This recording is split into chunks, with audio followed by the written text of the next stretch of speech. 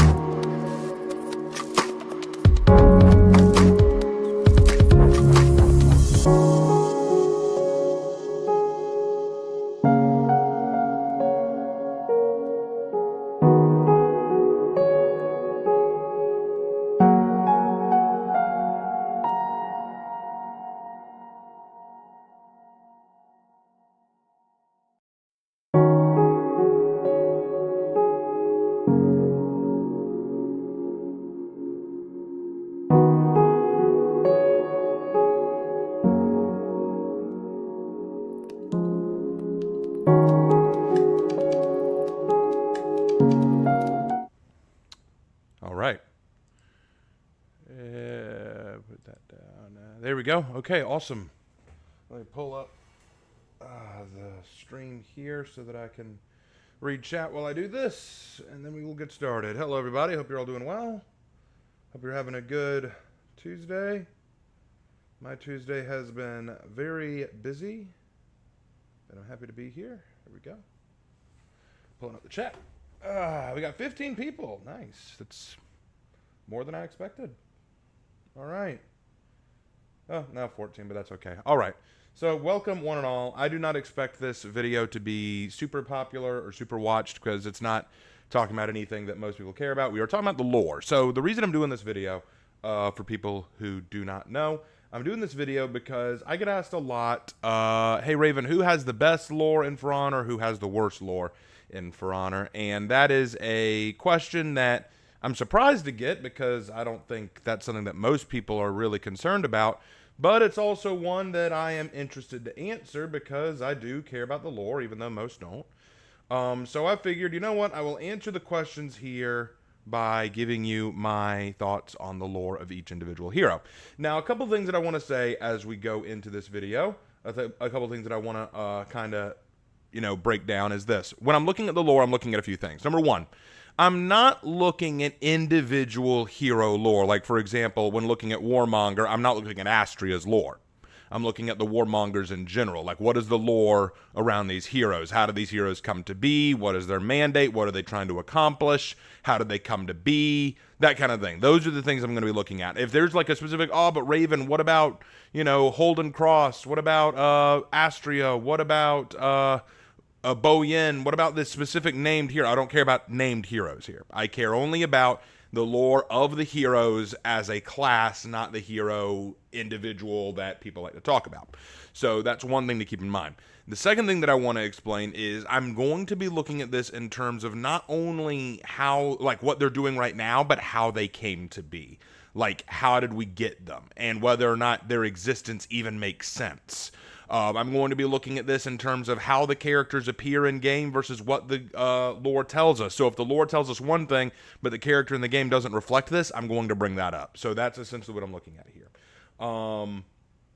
So what I'm going to do is an S tier hero is a hero whose lore is phenomenal. The character's appearance, behavior, and presence fits. Their lore makes sense, where they come from, how they came to be, their origins, the narrative around them is sound. That's what I'm going to be looking at here. So that is how we're going to be looking at it. An F tier hero is a hero whose existence makes no sense, their origins have no foundation, and their presence is just laughable. So that is what we're going to be looking at. I'm very excited, and so I hope you all are excited too. Let's not waste any time. Let's get right into it. So starting off with Warden. Warden, I'm going to put in A tier. Now, the reason I put Warden in A tier is the whole lore behind the Warden is that they are an order fallen into dust. They are this proud, staunch order of knights whose primary goal is to protect the innocent and the weak, which is cool. I'm all about that. They're masters of the longsword. Again, awesome. The problem is that vague opening, that vague platitude. Fallen into dust. Well, what does that mean? Does that mean that the order no longer exists? Then how do we still have wardens? Is it no longer as powerful as it used to be? Okay, but could we get more emphasis on that? Where we have a few origins of like wardens, like we know that Ramiel was supposedly the first warden, but how did they come to be after that? Ramiel is supposedly just a legend, so how did they actually come to be? Why were they implemented? Do the wardens extend their fealty and protection to any weak and helpless outside of Ashfeld? We see that with the Lord Warden when he says that he took an oath to fight for peace, so he cares about all lives, not just Ashfeldian. Is that a oath created by the wardens? Plus, the Lord Warden's words were a little confusing because Apollyon says that the oaths of a warden are not easily broken. That means wardens are still taking oaths. If the order of wardens has fallen to dust, how can they still make oaths to an order that no longer exists? It's not bad, but it needs some explanation. So I gave it an A tier because while it's not bad and I like it, there's a few holes that I think hold back Warden just a little bit. So that is why Warden gets A tier. Conqueror. Conqueror is going to go in B tier. Here's the thing about Conqueror. Conquerors are explained to be former criminals or convicted felons and criminals of the Knights who have been granted access to redemption. They can fight for their redemption by taking up a shield and flail and fighting on behalf of the Knights. Okay, that's a cool idea. That's neat. I like that. That's why they get the B tier at least. But the problem I see here is this again begs some questions. Will they ever be able to, like, move out of the conscriptor range? Like, could a conqueror become a lawbringer? Like, let's say that you have a conqueror and he does really, really well. He earns his redemption. And so you could say, okay, well, you're no longer a felon. We're going to promote you. You are now something else. Or are they just a conqueror forever? Are they just always going to remain a conqueror? Then there's also the fact that their weapons and armor are pretty good considering that they're just conscripted felons. And you might be saying, well, yeah, that makes sense. You know, you want to protect your soldiers even if they are felons. True enough. So why do the minions get shit? Like, you know what I mean? Like, what is it about these conquerors? What makes them stand out? How do you choose your conquerors? Do you just walk down a line of conscripted criminals and go, you'll do, you'll do, you'll do? So how do they pick those? That's sorry, I needed a drink. That's a question that I wanted to ask. So there are just some minor issues. Not as bad as some, but it just makes me beg a lot of questions. So that's why they get B tier. Peacekeeper. Peacekeeper is going to be S tier. The reason I put Peacekeeper in S tier is because I think her existence makes a lot of sense in a world like Heathmore. You've got to look at Heathmore almost kind of like Warhammer 40,000. In Warhammer 40,000, just like Heathmore, war is a constant thing. There is a lot of threat from enemies outside and inside. And Peacekeepers act a lot like Inquisitors. They act a lot like individuals who have a lot of secrets, who know a lot of stuff that no one else is supposed to know, and they keep an eye on not only the enemies, but also the allies, and are like, okay, are you behaving? Are you doing what you're supposed to do? And they are willing to kill even Ashfeldians if they feel like they've crossed lines or they feel like they're becoming traitors. That's why the lore says about them what they know can create legends, or like can destroy legends or create them. They have the power to destroy people with a blade, okay? Like, what they know, what they are capable of understanding and unpacking is very, very vital to the preservation of Ashfeld. So I think that what makes Peacekeeper so good in terms of lore is you would need something like her to exist in Ashfeld to maintain peace, and that's why she's called the Peacekeeper. It makes a lot of sense. So I think that really, really fits. Next up is Lawbringer, and I'm also going to put Lawbringer in S tier, and I'm probably going to put him just a little bit above Peacekeeper, and the reason why is because just like Peacekeeper, Lawbringers are needed. In a world like, you got to understand, the lore of the Knights is very clear. Despite what the new Virtuosa lore might tell you, the Knights value order. They value law. They value justice. You see, when the Cataclysm hit, the Knights lost everything. Their entire world was crumbled and destroyed around them. They lost all that they held dear, and they were hopeless. Now they want to rebuild and never let themselves fall to that again. They never want to give into chaos, which means they need structure, they need law, they need discipline, they need order, and they will keep it by whatever means they can. And the Lawbringers are the ambassadors, emissaries, and executioners of justice, of order, of law. And since the Knights value this so highly, that's why the Lawbringers have the best armor, have the best weapon, have the most intimidating presence. The Lawbringers represent everything the Knights hold dear. It's what they are meant to value. And because of that, I think the Lawbringer existing in the Knight faction is not only good, it's necessary. So Lawbringer's existence 100% fits with what we want the Knights to have. So that is why Lawbringer is probably one of the best in terms of lore. All right, next up, we're going into the Vikings. Raider. Raider's going to go into A tier, a little bit behind Warden, and here's why. The problem with Raider, and it's one problem, but it is a slight problem. Well, before I go into the problem, let's go into the good. Let's go into the good, okay? Raider, like Lawbringer, exemplifies what the Vikings are all about. The overall lore of the Vikings is that when the Cataclysm hit, the Vikings thought that was Ragnarok, but they were not called to Valhalla. They were not summoned to Odin's Hall. Why not? They felt they were lacking somehow. They're like, okay, clearly we were lacking in something. We weren't pleasing the gods. So now we have to please the god through our battle passion. And what better way to show your passion than to run out shirtless into a battle saying, I'm not afraid of death. I'm going to fight with the weapons of our ancestors. I'm going to be an absolute brute. I'm going to be that level of badass. The problem, though, lies in the fact that they said something in lore that I don't understand. He's the vanguard, right? And the lore says he carries the spark of gods. What is that spark of God's? Is he just naturally charismatic? Is it from his battlefield capability? Is it because of how big and imposing he is? What is the spark of God's? Second, it says they can summon armies. How do they do that? Are raiders, leaders to some variety, or are they just frontline soldiers? Like, what is it about the raider that makes them a leader? What is it about the raider that gives them the spark of God's? I get the idea behind them. Their presence is exemplifying of the Vikings. But why do they carry the spark of God's? What is that spark of God's? That kind of thing. That's why the lore is just a little behind perfect. There are some questions that I have to ask, and that's why they get A tier. All right. Warlord. Warlord, I'm going to give them an S tier. I'm going to put them in S tier. Warlord's lore is actually pretty good.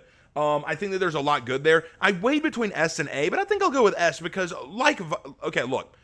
Warlords are going to be essential. The thing that I think is funny about the Vikings is people get this idea, the Vikings want to prove themselves to the gods. That means they're all about battlefield ferocity, brutality, deadliness, just running in, getting bloodthirsty. But you know what? The Vikings were not all that. Historically speaking and lore speaking, the Vikings can't afford to be all that. They cannot afford to just be battle-hungry, vicious thugs all the time. You need individuals who are going to protect the people, and that's exactly what Warlord does.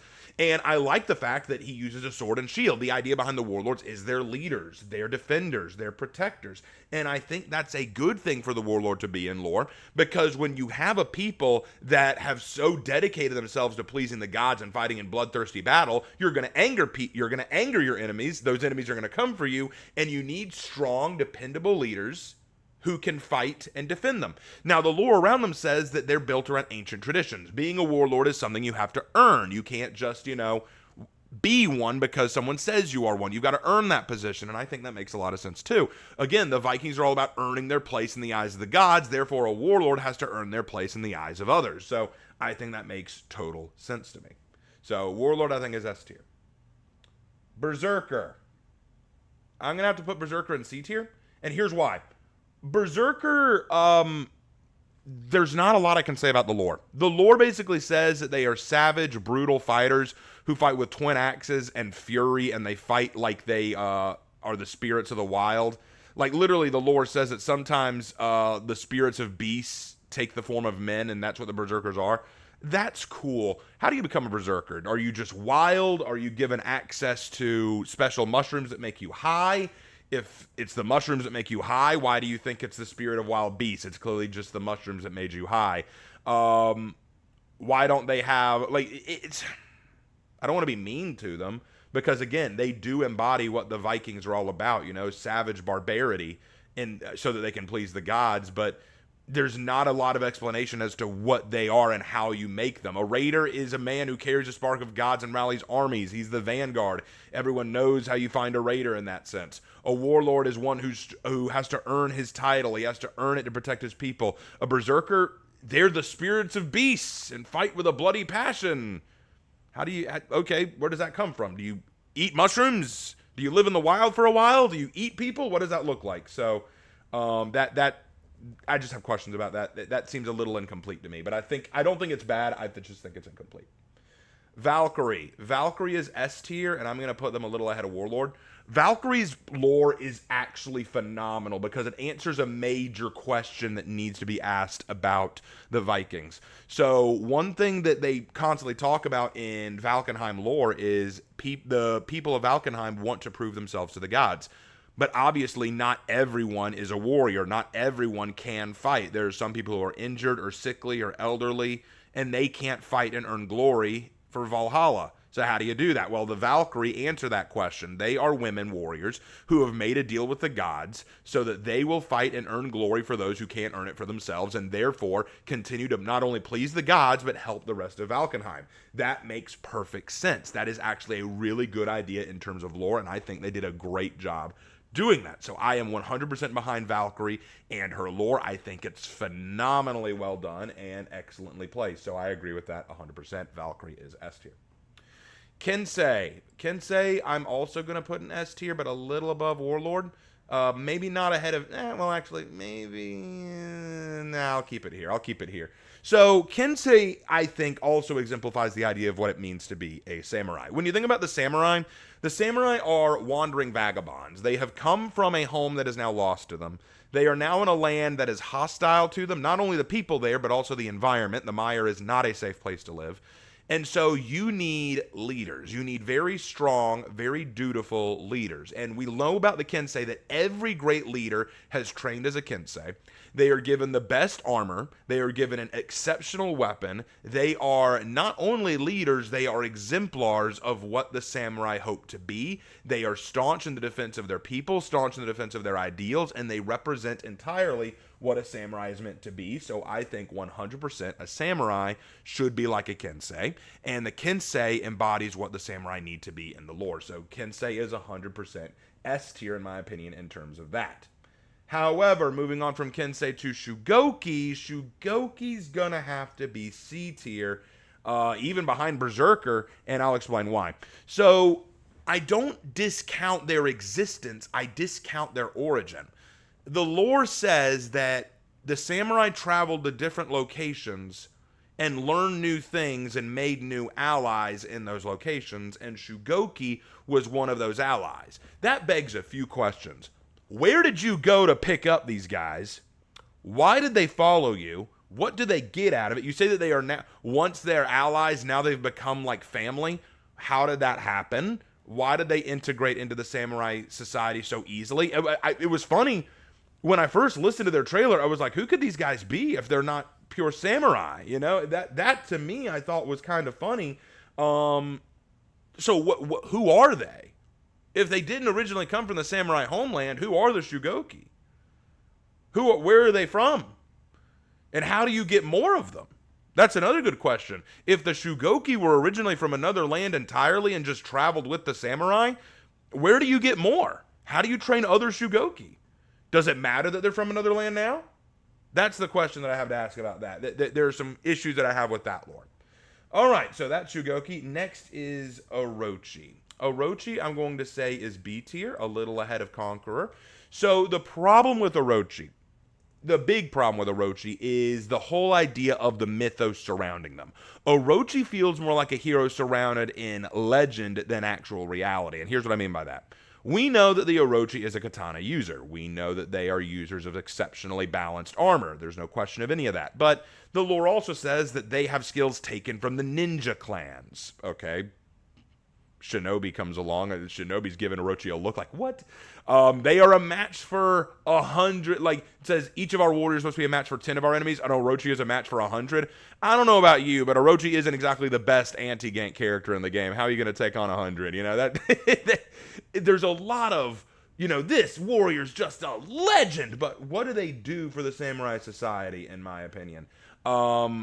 How much of what they are is real and how much of what they are is just what the lore wants us to accept is entirely awesome. It's kind of like with the katana. The katana is without a doubt an exceptional sword. It's a cool sword. It's an awesome sword. But how much of what we say it can do is real and how much of it is just media? And that's what I feel the issue with Orochi is. I feel it's leaning into that same katana lore of, oh, look at how awesome it is. Look at how cool it is. Look at how many amazing things it can do. How much of what you tell us is real and how much of it isn't? And because of that, I feel like Orochi falls behind just a little bit. All right. Next up is Nobushi. Nobushi, I'm going to put in A tier. I actually like Nobushi's lore for the most part. The idea of, actually, I'll even slide you ahead of Raider. Put her right up there next to her boyfriend, Warden, right? The issue with Nobushi's lore is simple. She's a Minuteman, essentially. Basically, she is meant to be a warrior who responds in the last-ditch moment. You know, when the samurai armies are away fighting other battles, if an enemy shows up at the home front, the Nobushi have to be there to defend it. That's fine. That's great. I have no problem with that. The issue I take is, what about when Nobushi are called to the front line? You know, because clearly we have Nobushi showing up in other locations and other areas to fight, so they clearly aren't just reactionary Minutemen. They are actual soldiers as well, so what about those Nobushi? Are they still just Nobushi? Do Nobushi only serve the role as Minutemen militia, or do they actually engage in other fights elsewhere? Is that what they're supposed to do, or do some Nobushi sneak along, or are they given special permission? It's just a few questions that I have, especially when you consider that some of the Nobushi armor sets make it look like they are more like soldiers than they are just homeland defenders. Like, it's kind of funny. You look at the patchwork outfit of the Nobushi and you think, yeah, that looks like a Minuteman defender who threw on a quick set of armor really quickly and grabbed a Naginata and ran out to defend their home. But then you see some of the newer armor and it's like, oh wow, they look like they could be in the battlefield proper. So it's one of the reasons why I put Nobushi in A tier.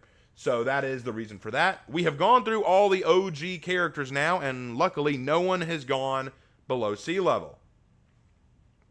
I think that's excellent. That's about to change. Centurion is going in D. Now, here's the problem with Centurion's lore. Where and how are the two questions that come to mind about Centurion.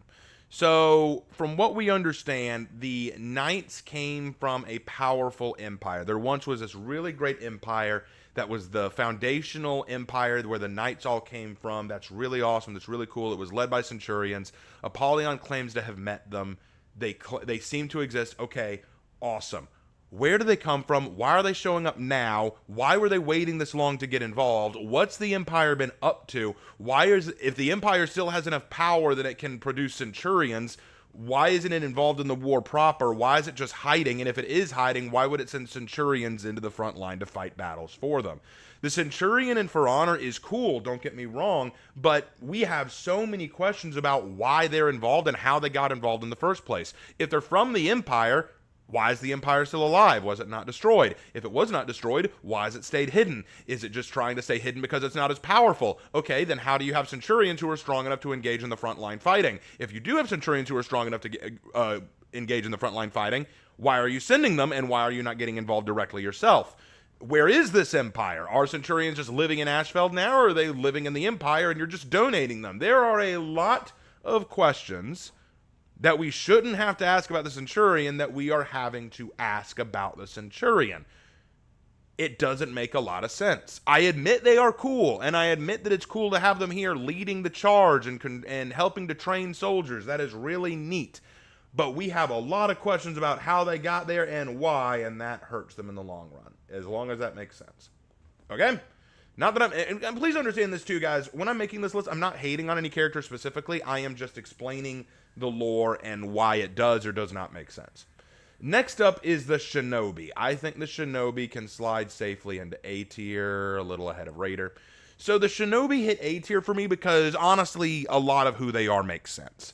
A group of shadowy spies and assassins who've been gathering information and secretly helping the samurai for generations, even without the samurai even knowing, makes a lot of sense. You know, they don't want to let themselves be known. The question I have, the issue I have, is why are they now coming into the broad light? Would they not have been more effective staying in the shadows and assassinating from the shadows? It's kind of like this. Let's say that you have a secret weapon that you've been using for countless generations to fight the enemies of your people. Now suddenly that secret weapon reveals itself. The hell? Like, now people know you exist. Now people know that you're a threat, and now they're going to deal with you. If you'd stayed in the shadows, you wouldn't have been a threat. So I feel like them revealing themselves kind of hurt them just a little bit, but overall, I don't see the problem with the Shinobis being where they are. So that is why Shinobi gets A tier. Next up is Gladiator. Gladiator is once again going in F tier. Not only does he suffer from the same problems as the Centurion, but it begs even more issues. Gladiators are entertainment fighters, the equivalent of WWE or UFC wrestling. You know, well, UFC fighting and WWE wrestling. They are meant to entertain.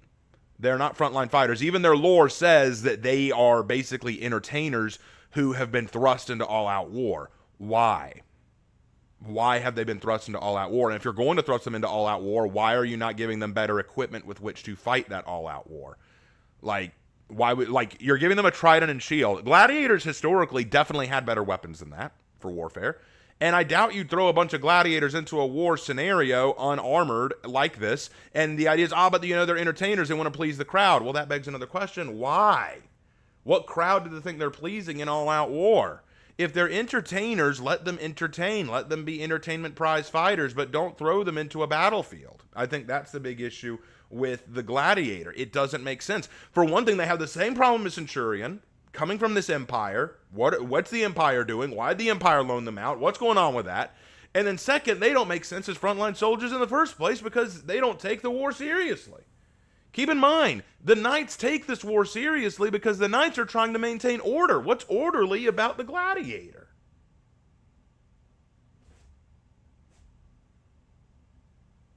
So, yeah. All right. Next up is Highlander. Highlander, I'm not gonna lie, goes S tier and goes S tier hard. Here's why Highlander goes S tier. I love the lore behind them. The lore behind the Highlanders is they're not really Vikings. They're actually neighbors of the Vikings who live on an isle or island or peninsula or something, and their lands are protected by Viking treaties. Basically, the Vikings forged a treaty or alliance with them at one point and said, hey, we'll protect your lands, but in exchange, if we're ever in a desperate situation, you have to come help fight. And the Highlanders don't like the Vikings. They have issues with the Vikings, but they had to accept the treaty. They had to accept the arrangement. And now that the Vikings are in a desperate situation, the Highlanders have no choice but to get involved, which is why the season they came out was called Grudge and Glory.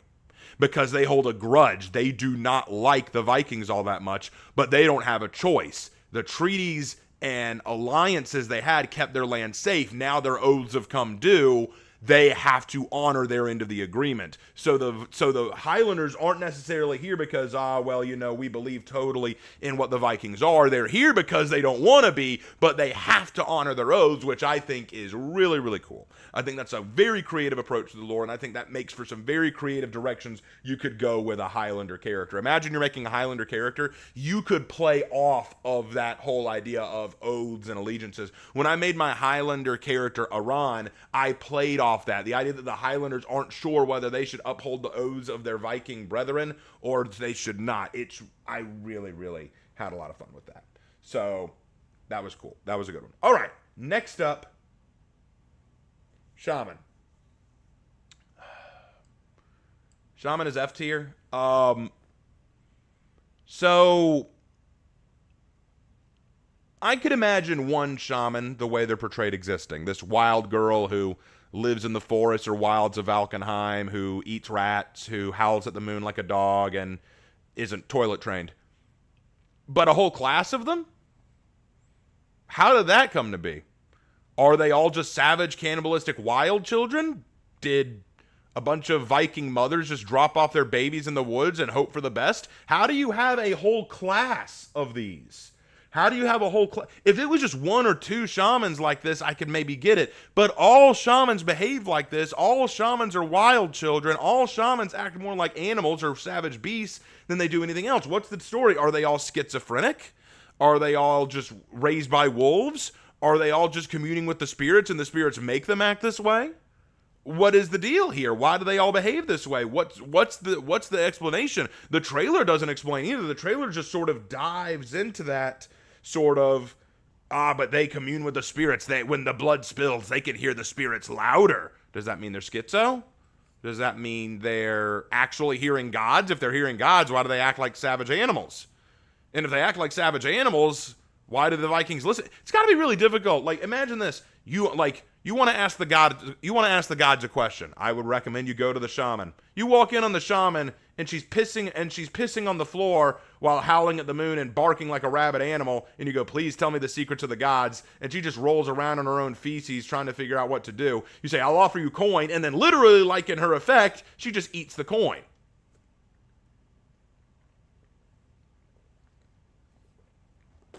So yeah. Issues with the shaman, obviously.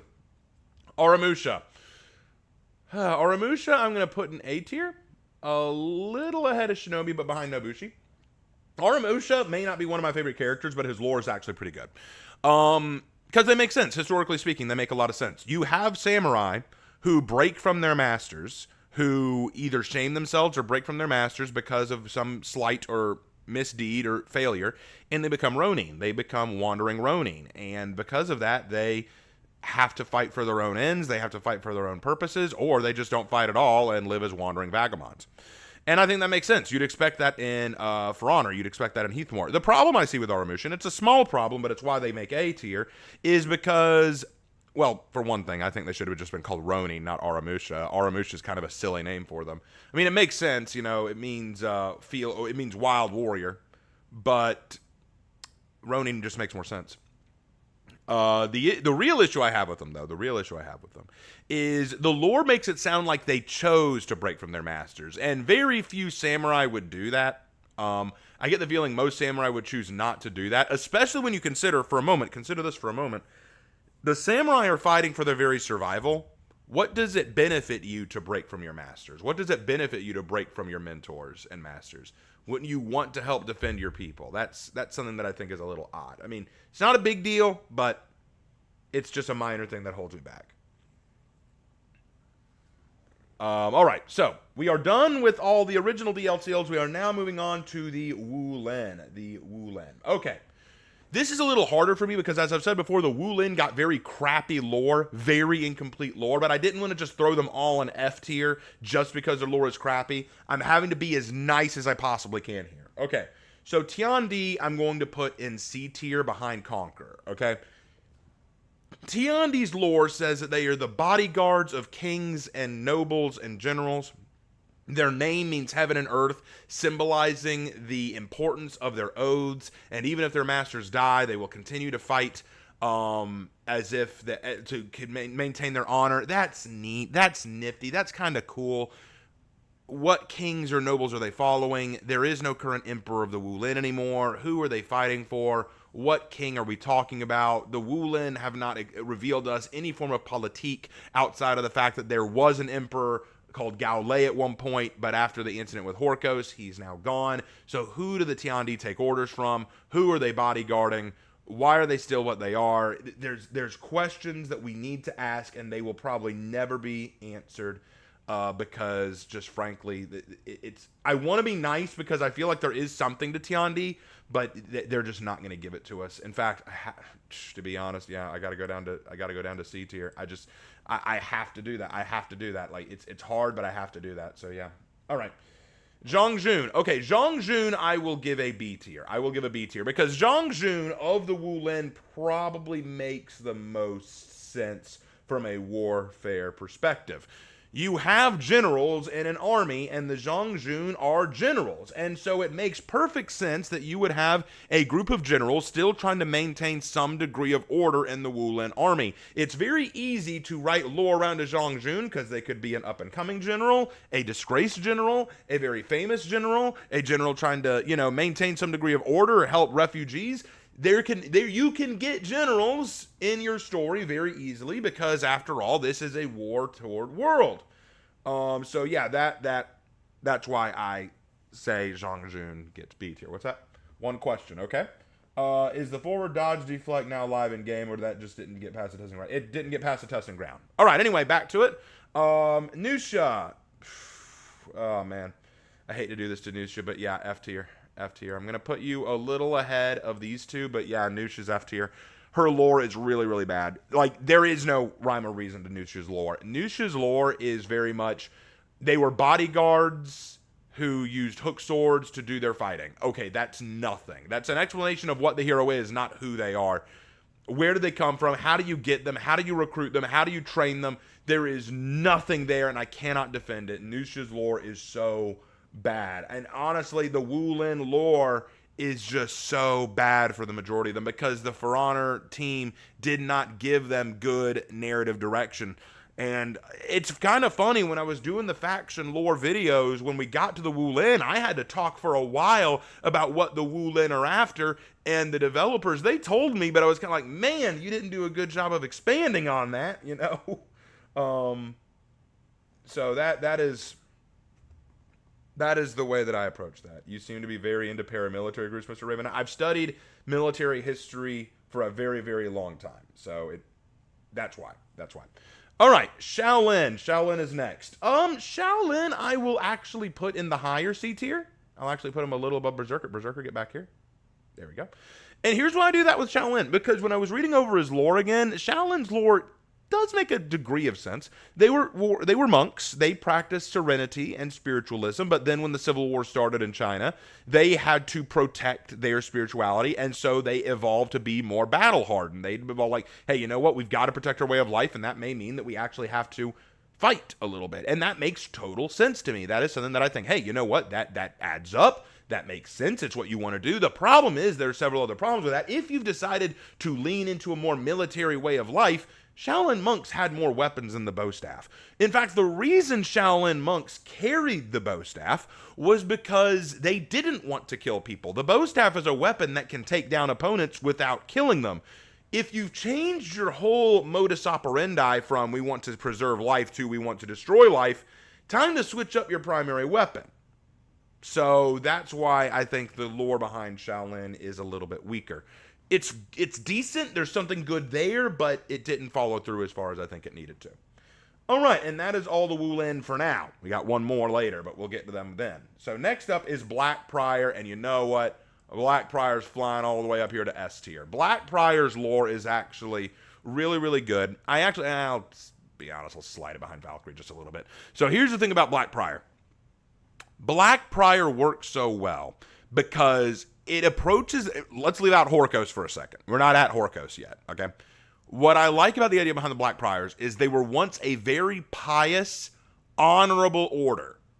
They were a pious order of knights who protected the innocent, protected Ashfeld, religious most likely, but then they sided with Apollyon, believing in her ideals, and you can understand why.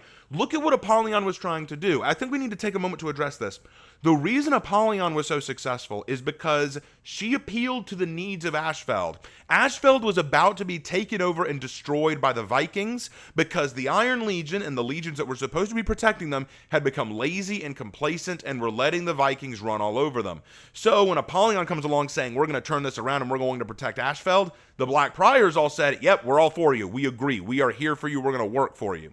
But then when Apollyon basically destroyed everything and left Ashfeld in ruins, the Blackpriors realized that they backed the wrong horse. They felt very upset about the mistake they made. They felt awful for having sided with Apollyon, and so they quit. They went into hiding to, basically pray and repent and to learn the mistakes that they made.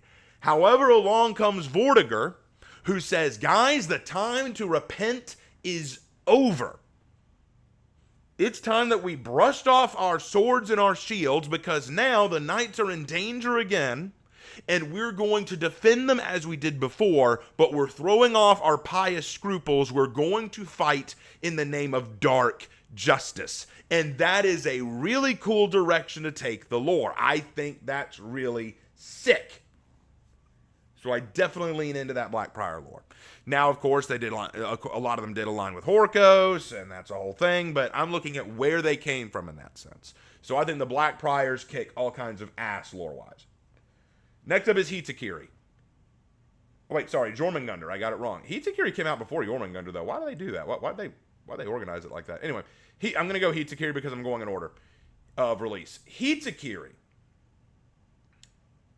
I'm going to put them in B tier, just behind Zhongjun. Hitakiri makes sense in the sense that the samurai would definitely have their executioners. I think that having these executioners is a good idea, and I even think telling the executioners to join in the fight in times of desperation makes total sense. The problem I have with the Hitakiri is, are they all sociopaths? They seem to be. They seem to all be sociopaths. They all wear the shrunken heads. They all wear the spooky masks. They all fight with. They all do the with their voice like the. What's sitting on me? Like, just what the hell? Why do you talk like that? Doesn't make a lot of sense as far as I can tell. Are they all just sociopaths? Are they all just psychopaths ready to kill? Are they? I don't know. And I think that's what really hurts them. Hey, what's up, Lark? Glad you're back. We'll talk when I'm done. Okay. All right. So anyway, so that's my issue with the Hitakiri. That's why they sit in B. Now Jormungandr. We can get to Jormungandr. Jormungandr, I'm going to put him in C. I've got to put him in C. Actually, you know what? Slide him. Slide him there. Yeah, there we go. That's better. So Jormungandr's big issue. Jormungandr's big issue for me is I don't discredit where they come from. I don't discredit that. The issue is it doesn't make sense. Okay, look. The Jormungandr, according to the lore, were all Viking children who had been born with weird skin deformities or skin ailments, and so they were all isolated on the island of Stor, where the people there believed that they were the children of the Jormungandr, the great world serpent. And so they worship the great world serpent, believing that he actually killed Thor in the last Ragnarok, and if they all believe in Jormungandr and follow what he says, he will lead them to salvation through the next Ragnarok. And so they fight with a giant hammer, similar to Thor's, because again, Jormungandr beat Thor, and they believe that they will herald Ragnarok, and that's what their goal is to do. Okay, so did all Viking families just send their kids to Stor Stronghold? How did you get so many kids with the same skin deformity? How do they live with the skin deformity? Doesn't that cause any problems for them in terms of movement and fighting? And why are they all dirty twinks? Look, you have a skin deformity. It doesn't mean you have to live like you wallow in shit. So yeah, the Jormungandr's origins hurt a little bit. So there's some questions that I have there. Yeah, no.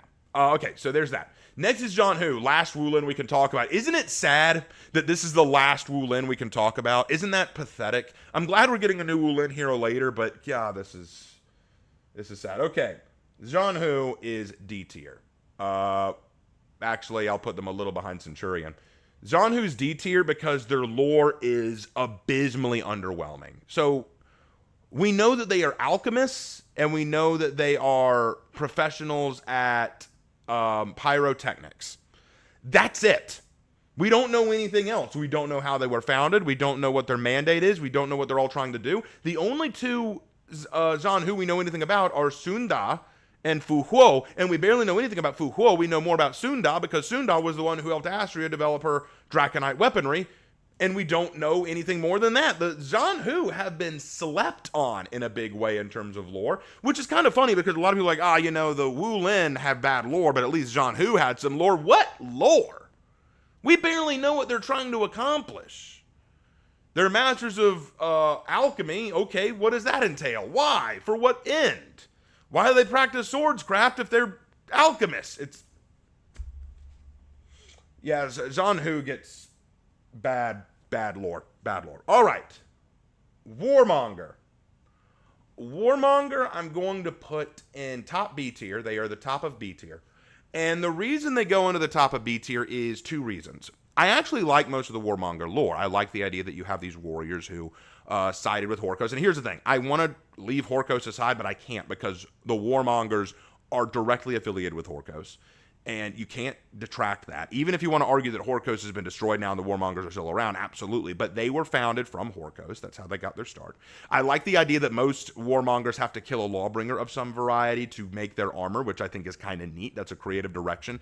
And it kind of follows after Apollyon kind of did the same thing. The issue I have is twofold. Number one, if their whole identity lies with Horkos, they're not exactly for the knights, are they? That's kind of my issue there. They're a knight character, but they don't. It's kind of funny, especially after the whole Virtuosa lore, the Ilaria lore. They don't align. She doesn't align with the knights because she doesn't follow their ideals. Okay, then why is Warmonger a knight? She doesn't align with their ideals either. Remember, the knights embody order and the protection of their people. Warmongers kill plenty of innocent people. That's kind of what they do. The whole Draconite thing they embody is all about killing, and they want to cull the weak.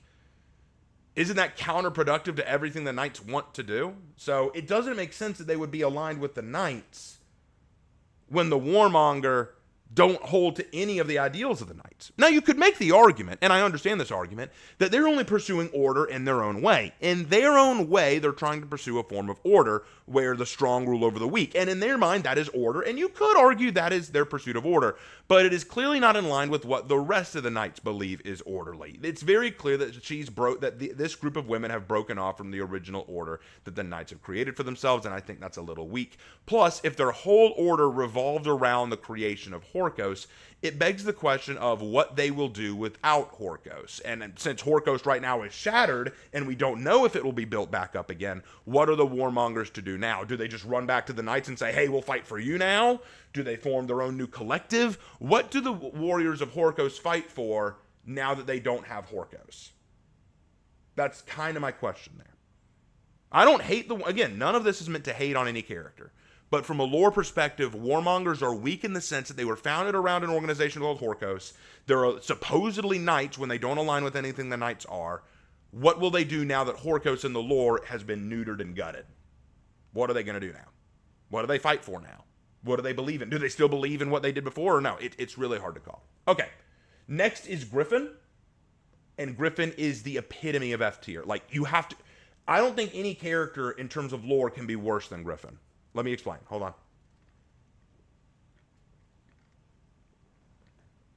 All right.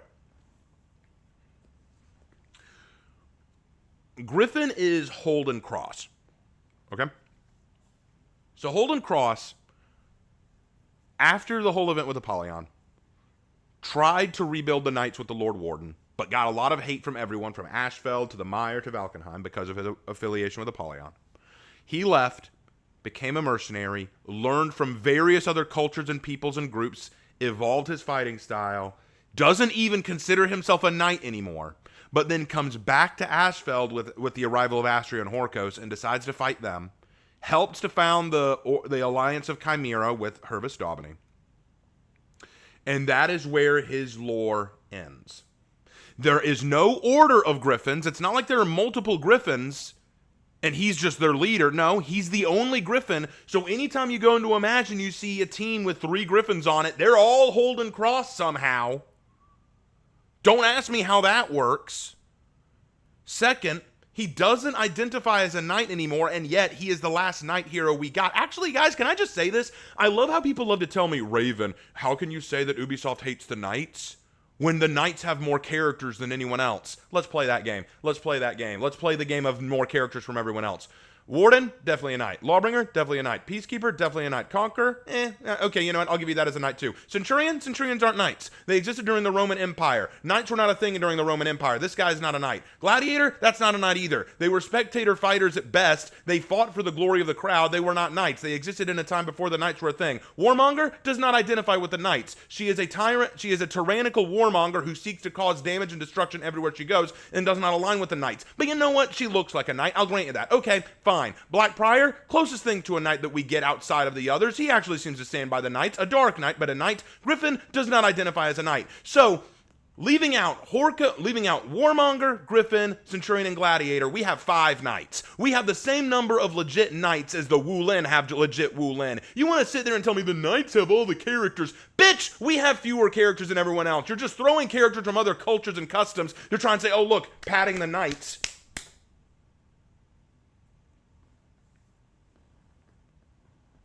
I mean, you want to play that game with the others? Let's play that game with the others. Kensei, that's a samurai. That's 1.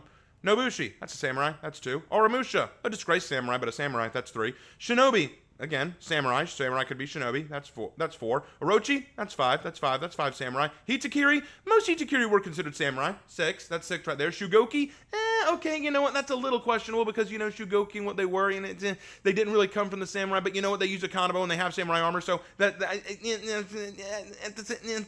still identify with the ideals of the samurai and stand by them, so we'll say that's 7, but I can understand if you want to drop that one.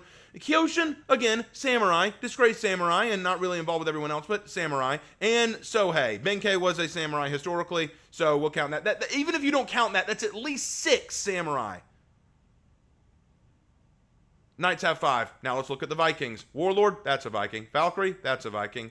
Raider, that's a Viking. Where's the next one? Berserker, that's a Viking. Jormungandr, he's a mythical Viking. You know what? I'll be nice. I won't count him. Shaman, I won't count that one either. That's 4. Varangian, that definitely counts as a Viking. That's 5. So at least 5 Vikings for the Vikings. You're not outnumbering us, and we're not outnumbering you. And even then, I had to say that that Jormungandr doesn't count. You kidding me? It really does come down to this idea that you knights have the most characters. We have the fewest characters that are actually Vikings. I mean, actually knights. So yeah, I don't want to hear that nonsense. But anyway, rant over. Back to Griffin. Griffin has the worst lore because the only way Griffin works is he should have been the first Outlander. Okay, let's just be honest. He should have been the first Outlander because he doesn't identify as a knight. And there should have been an order of griffins. People always say that we need more non-gender locked characters. If I were to pick a character that has to be unlocked gender-wise, make it griffin so that we can have some female griffins, and therefore embody the idea that there could be more griffins than just Holden Cross. But in terms of lore, his is the weakest. And even if you want to say, you know what, that doesn't bother me. I'm not bothered by the fact that Griffin is just one dude. Okay, fine. That doesn't bother you. Great. I'm glad it doesn't bother you. He's done jackass so far. He's done nothing in the lore. I'm trying not to swear as much as I used to, guys. I'm trying to cork that a little bit, but it's hard because I want to swear right now. I'm so mad at what they did with Griffin because it's just so abysmal. The dude has done nothing. He does not change jack. He barely does anything in the lore. And now we've revealed that he's just gone into hiding. And everyone says, oh, that's just Ilaria's bias. You know what? I hope you're right. I hope he comes back next season and he does something pretty impressive. Because right now, he's done jack. Anyway. Sorry about that. Moving on. Next is Kyoshin. Kyoshin. What did I say for Kyoshin? I did make a note about them. Oh, yeah, I did. I'm looking at my notes here. Kyoshin, I'm going to put into C tier, and I'm going to put them a little bit behind Berserker. So the problem with Kyoshin is this. I'm not entirely sure what their motivation is now. You know what I mean? Okay, so here's how Kyoshin came to be. Basically, the Kyoshin are samurai boys, children, who displayed weird traits, like they could have been possessed by yokai or could have been related to the yokai. And so they were sent to this monastery to train and to learn how to master their abilities, which is cool. I'm fine with that. That's neat. That's a nifty idea. But now that a drought has come about, there's been this really bad drought that came about as a result of the Horkos and Chimeric War. Don't ask how that happened. But according to the Kyoshin, it's because the world has been thrown out of balance. Because of this war, there's been a break of the balance. And so they're fighting to restore balance.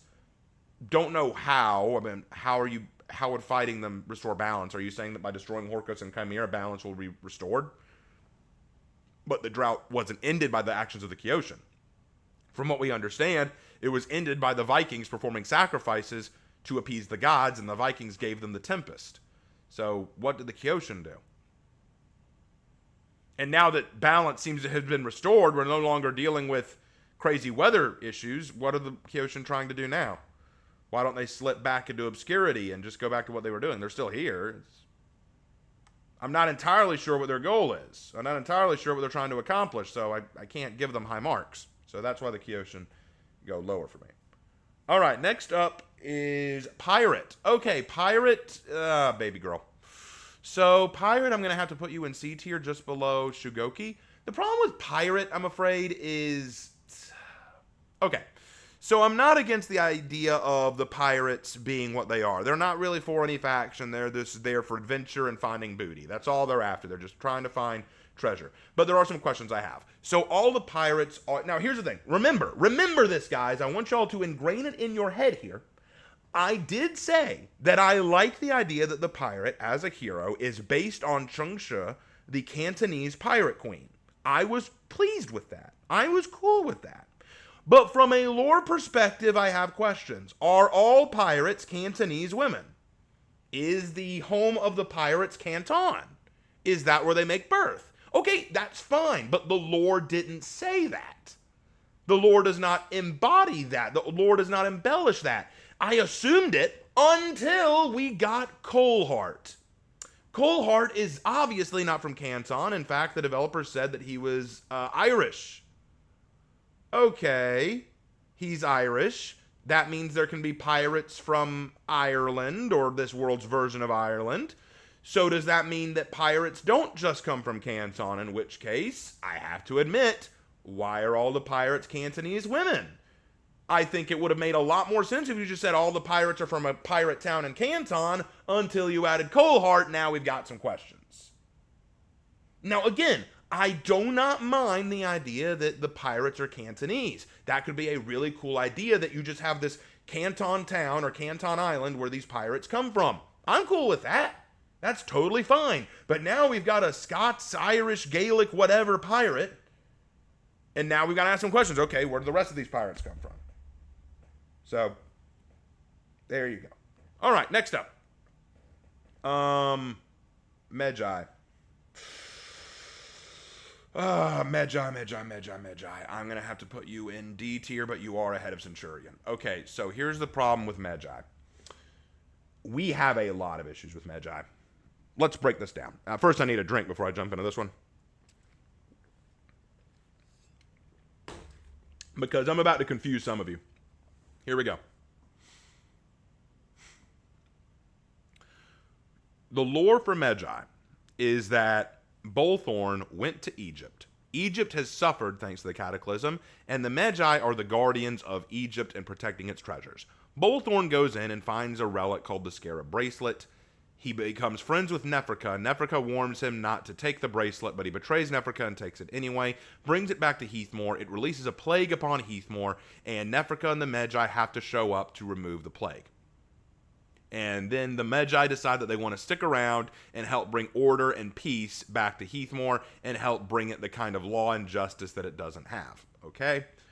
I'm fine with that, but I have some questions. The first is, plagues? This sounds like legends. This sounds like a legend. In fact, some people were trying to tell me, dude, everything about Bullthorn is just a legend. It didn't really happen. It's just a legend or a story, kind of like Ramiel. Okay, nice. I'm fine with that.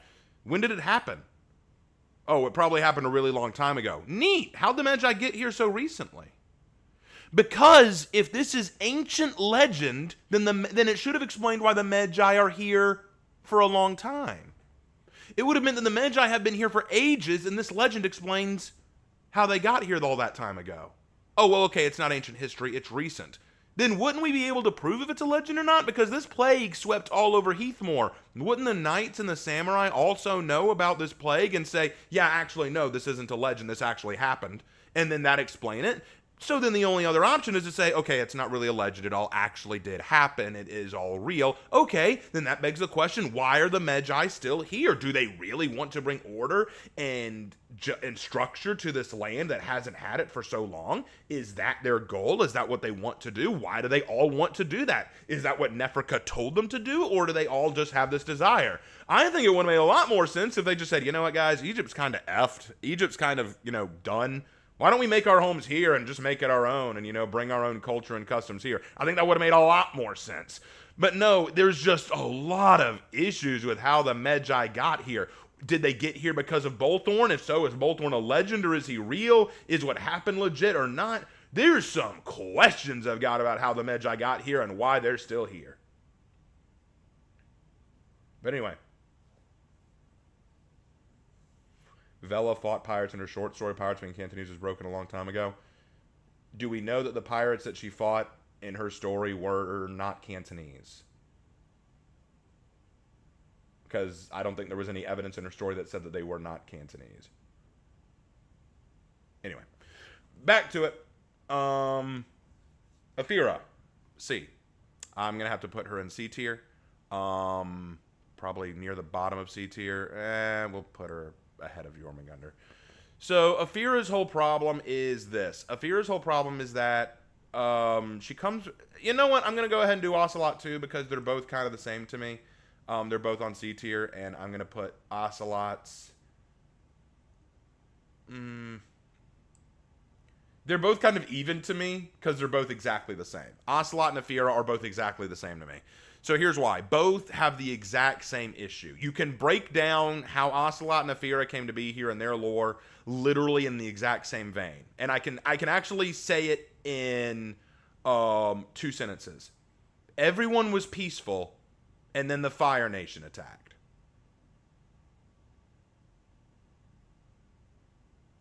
That sums up their lore pretty blatantly. Everybody, all the nations lived together in harmony, but then everything changed when the Fire Nation attacked. That kind of sums them up.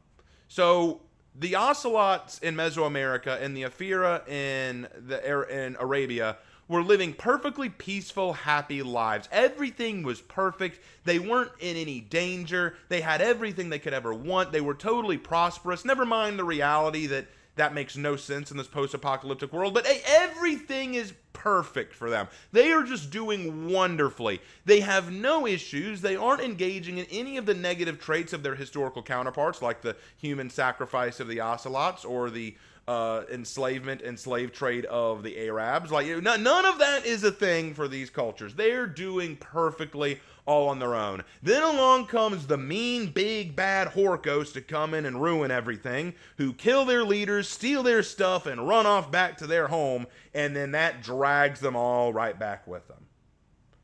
They were male, that much was confirmed. Yeah, but they could still be Cantonese. Sorry, Mal.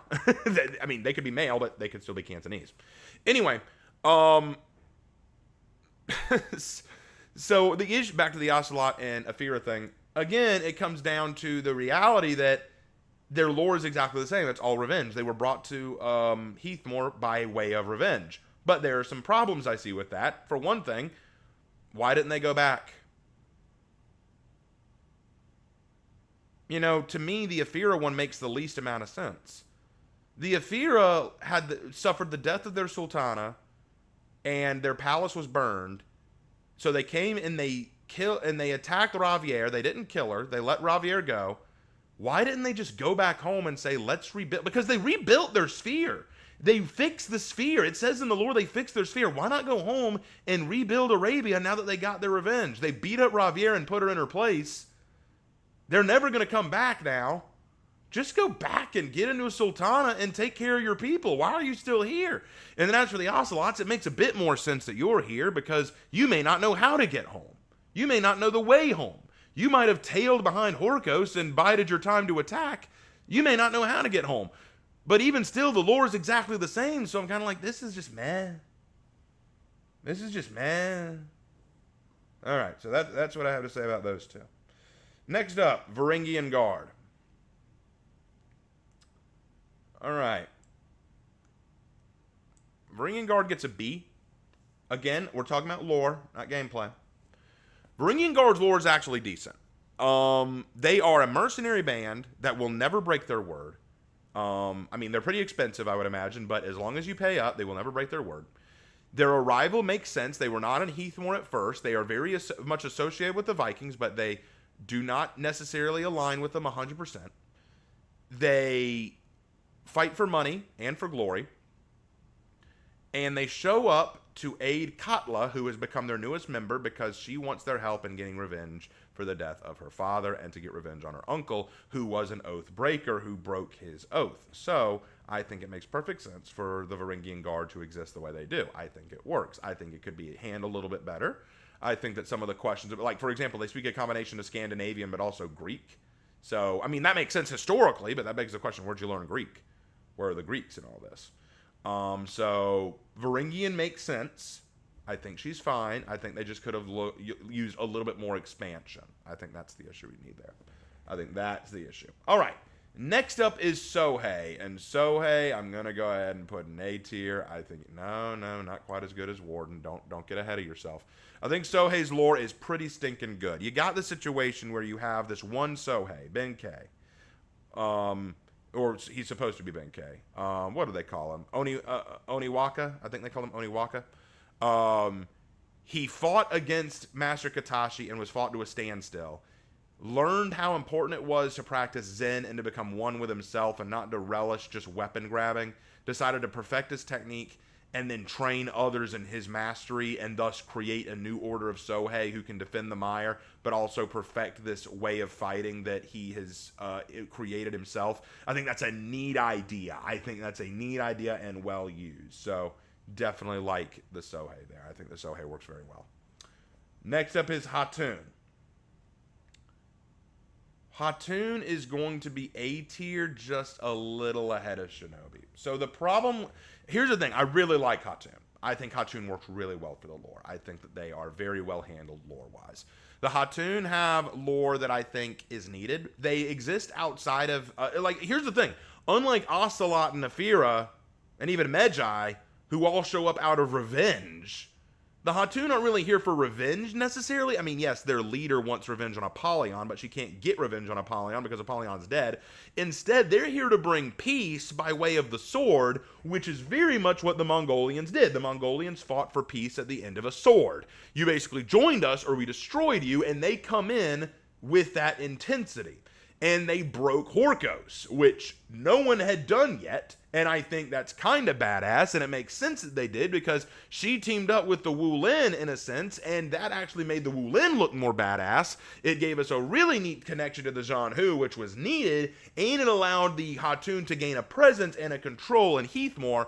The reason they're not S tier is because now that they've defeated Horkos, what the hell are they doing?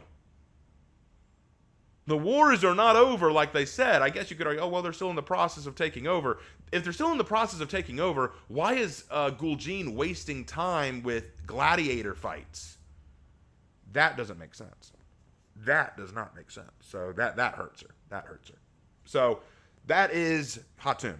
Last one, Virtuosa. I know you're all wondering where I put Virtuosa on this list. So here we go.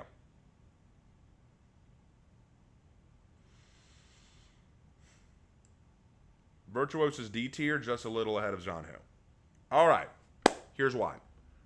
I know some of you were expecting F, but I don't want to judge Virtuosa just based on Ilaria, because Ilaria is the named Virtuosa, and I don't like her lore. But let's just look at the Virtuosa as they are. Let's just look at the Virtuosa as they are.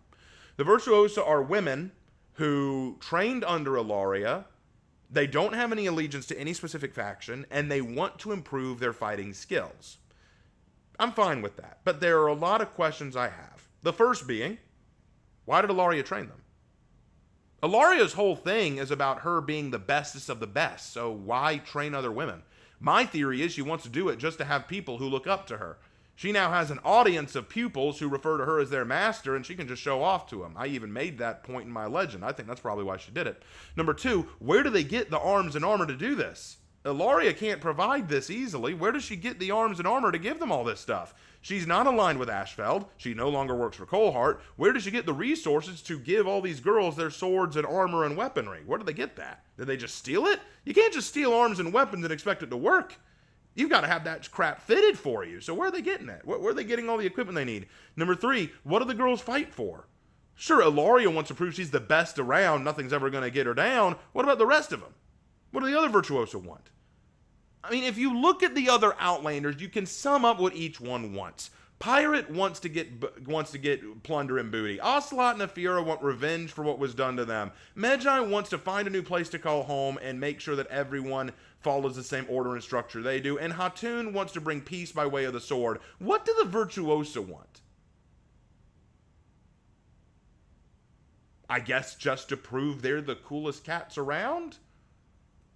Great. But that makes them incredibly boring. It makes them incredibly boring.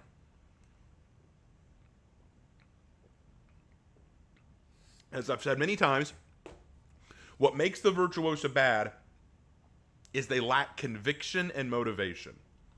What do they want to do? Why do they want to do it? That's the issue. So that is why, in my opinion, Virtuosa is D tier. And that, ladies and gentlemen, after how long have we been doing this? For a while, I think. I mean, a little over an hour? That is my tier list for the lore of For Honor. This is my tier list for the lore characters, where they stand in terms of their lore. S tier, top tier lore. A tier, really good lore. B tier, okay lore. C tier, needs work lore. D tier, pretty bad lore. F tier, crap lore. Now you understand how I look at all this. So if anyone asks me in a stream, hey, Raven, who do you think has the best lore and who has the worst lore? I will point you to this video. And you know what I find the funniest of all? You know what I think is the funniest little bit of all? Lawbringer made top of S tier. Griffin made bottom of F tier. The future is now, old man. So yeah, thank you all so much for watching. I had a good time with this. I hope you had a good time with this. And yeah, I'm going to go now because I'm worn out. I don't know if I'll stream tonight. I will try to stream tonight. It won't be a long stream. I'm worn out. I'm sweaty. I'm tired. I need a drink. I will talk to you guys later. I'll see you in the next video. Take care, guys.